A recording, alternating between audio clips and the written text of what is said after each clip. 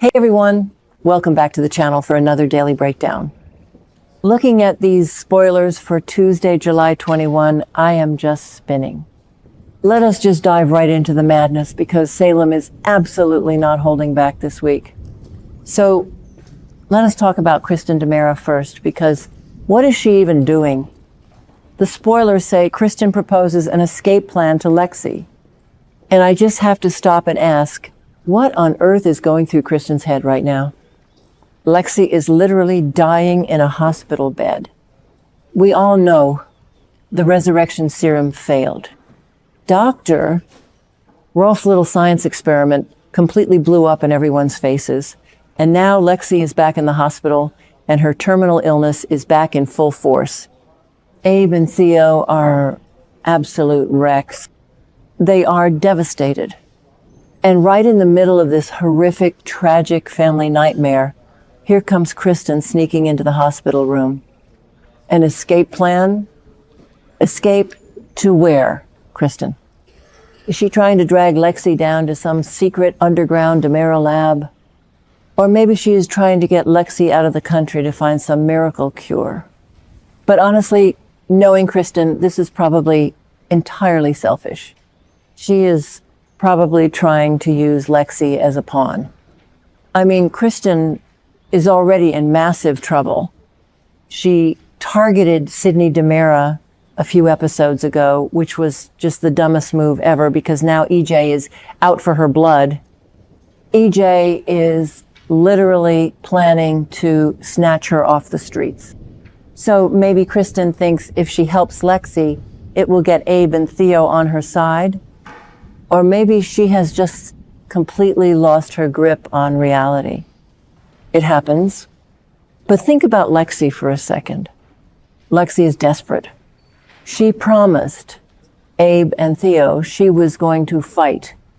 If Kristen walks in and says she has a way out, a way to cheat death again, Lexie might actually listen. Even though Kristen is a total psychopath, it is just so sad. The writers are really putting the Carver family through the ringer again. I hate seeing Abe cry. I really, really do. Abe has been through so much. He just made peace with Theo. Theo forgave him for that whole secret alliance with EJ. They hugged it out. It was this beautiful, healing moment. And then, bam, the serum fails. Lexie collapses. It is just cruel. And EJ is sitting there, probably feeling guilty, but also arrogant as always, trying to figure out how to avoid the blame. And now Kristen is inserting herself into the mess with this escape plan. What if Kristen actually kidnaps Lexie? What if she wheels her out of the hospital while Abe is grabbing a coffee? Oh my God, Abe would literally murder Kristen. He would lose his mind. And honestly, I would not even blame him. And then we have Gabi Hernandez. Oh, Gabi. The spoilers say Gabi blindsides Xander and Philip. And you guys, I am so here for this. Let us look at the board right now. Xander and Philip are over at Titan, acting like they own the world. Just teamed up to shoot down Alex's business pitch, and they are feeling very smug. But they are completely forgetting that Gabi is sitting on a massive pile of cash.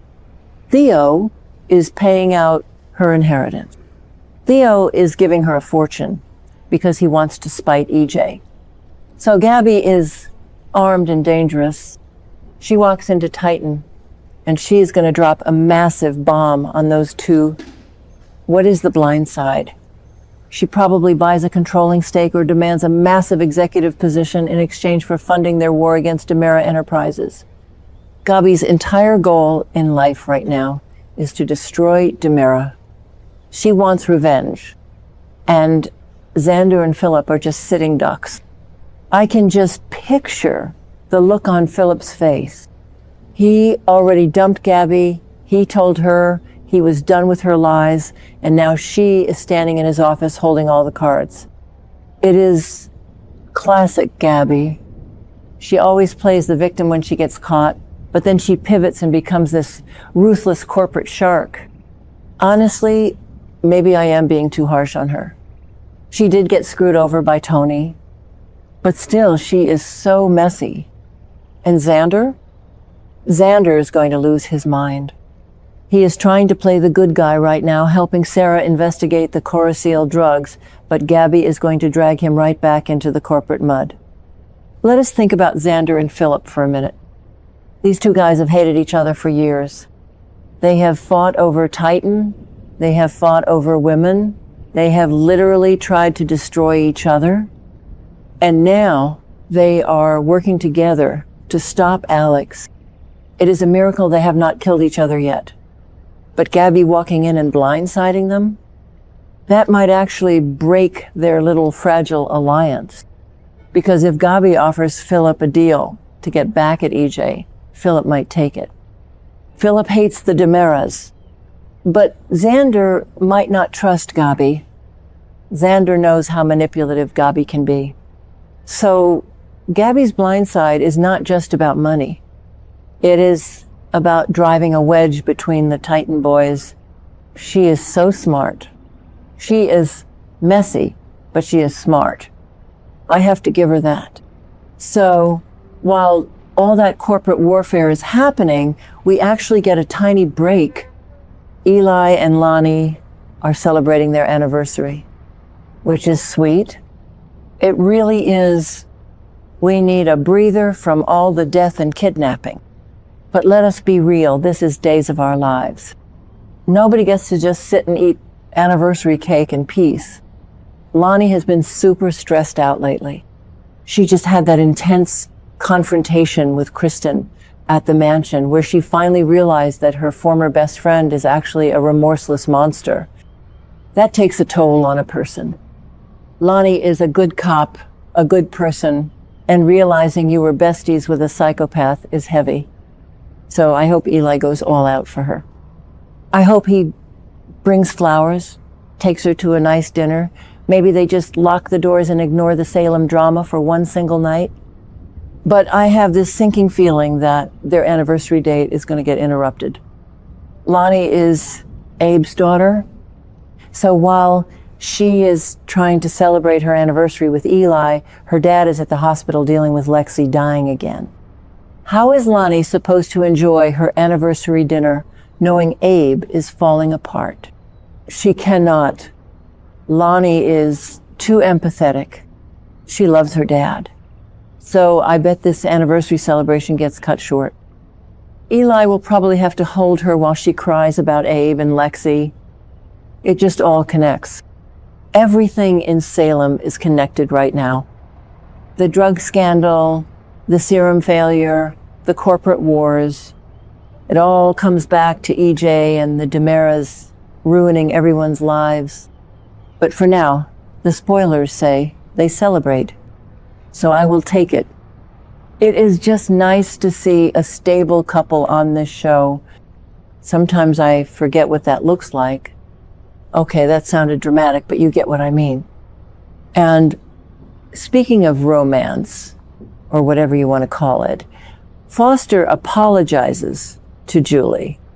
This is an interesting one. A few weeks ago, Foster asked Julie out on a date, and she actually said yes. It was a huge step for her. Julie has been grieving Doug so deeply. Her conversations with Marlena have been so tearful and beautiful. Doug was the love of her life. So going on a date with Foster was a massive leap of faith. But now he is apologizing. Why? What did he do? Did he move too fast? Did he accidentally bring up a sore subject? Foster seems like a nice enough guy, but he is treading on sacred ground here. You do not just swoop in and replace Doug Williams. The fans on social media would riot. I would riot. So maybe the date was just awkward. Maybe Julie started crying and Foster did not know how to handle it, so he said something stupid. And now he has to grovel. I really hope Julie does not let him off the hook too easily. She is the matriarch of the Horton family. She deserves absolute respect. But at the same time, I want Julie to find some companionship. It is so lonely for her in that big house.